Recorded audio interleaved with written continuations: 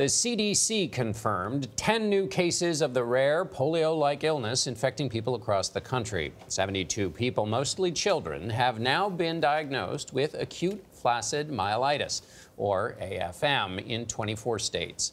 The CDC is also keeping a close watch on the flu after the highest number of deaths from the virus last year since modern tracking began.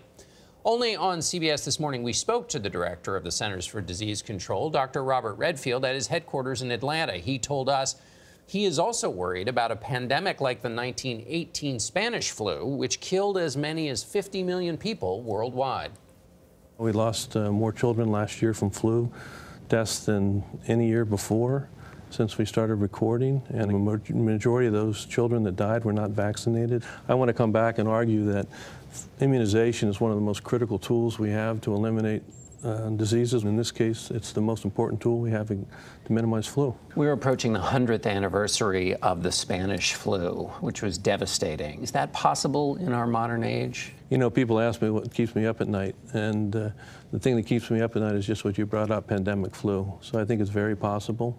And we're at risk for another pandemic. Our best preparation for that pandemic is to optimize our response to seasonal flu. But, John, I think that is, remains a serious possibility. President Trump has mentioned twice in conversations with Bill Gates that he was thinking about a task force to look into vaccines and whether there was a downside to them or whether they caused any illnesses. Has he ever talked about that with you?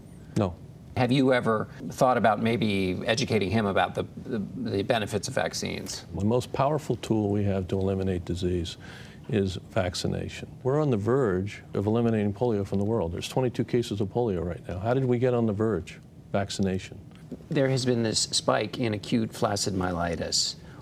What do we know about where it comes from, and where do you think this is headed? Well, it's a very serious condition. It's a very rare condition, about 1 in a million. CDC has been working very hard on this since 2014 to try to understand causation, etiology.